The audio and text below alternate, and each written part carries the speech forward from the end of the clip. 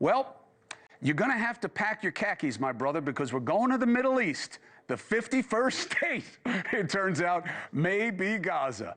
What do you think the ratio of what President Trump said to what will be explained away within a day or so will be on this move? America's going to have an ownership in Gaza, and the people who were there probably shouldn't be allowed back.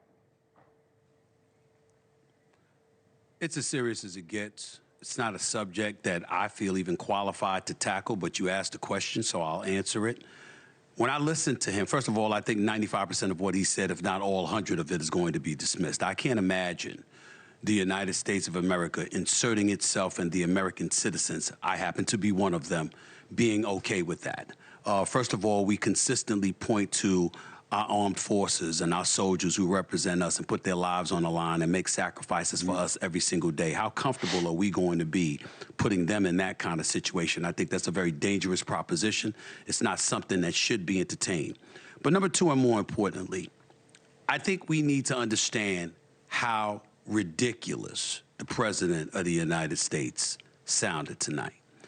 When he was explaining what he was explaining about how the U.S. will own Gaza, he sounded like a real estate agent. He was talking about, you know, how we're gonna rebuild and, you know, we're going to restructure and it's going to be a beautiful place and the world is going to be invited and everybody is going to be. He said you should use more bombs, completely level the place, so you can just start fresh.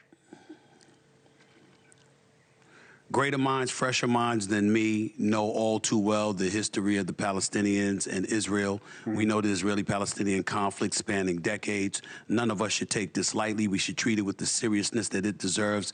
And what I will say is that we certainly shouldn't be hearing about real estate opportunities. We just shouldn't be hearing about real estate opportunities out of the mouth of the President of the United States with such an issue like that. I hear That's you. how That's I why, feel about it.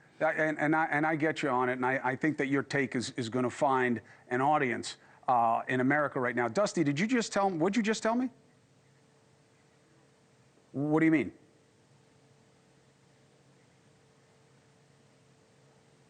Okay, so Dusty just casually told me that the envoy that President Trump selected for the Middle East is not going to come on the show tonight because he's getting pulled into a meeting after what the president just said.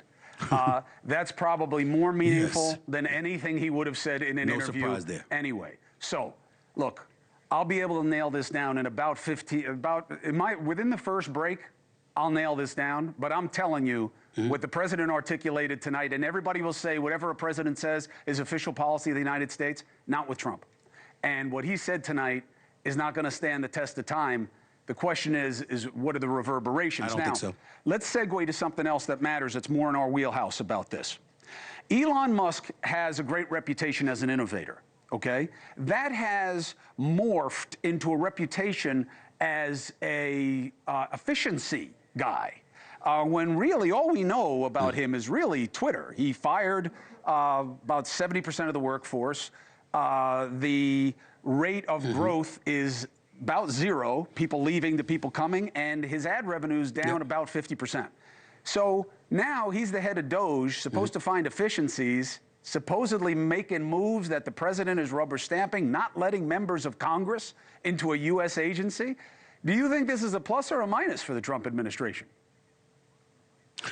Well, it's clearly a minus, but it's not something that's going to be seen in the immediate moment because the president has only been in office for the last couple of weeks, and obviously he has a mandate from his constituency to rattle fences and to make change and to be disruptive, and that's exactly what he's doing. We know that even though Vivek Ramaswamy is no longer a part of DOGE, and it's really about Elon Musk, we know what the original mandate was. You're talking about cutting regulations, spendings, and headcounts within the federal government. That's what this is really supposed to be about.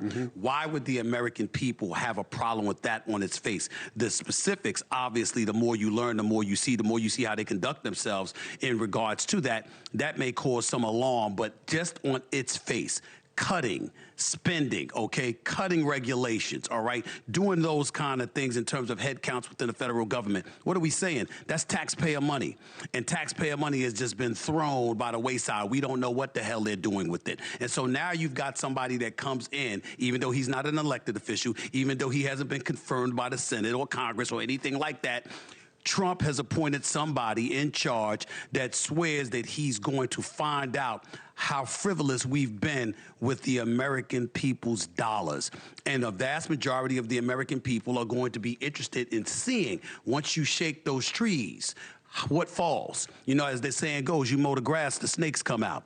And we're going to find out who the snakes are. At least that's what we hope. Hey, thanks for watching. Go to joinnn.com to find NewsNation on your screen. And don't forget, click the red subscribe button below to get more of NewsNation's fact-driven, unbiased coverage.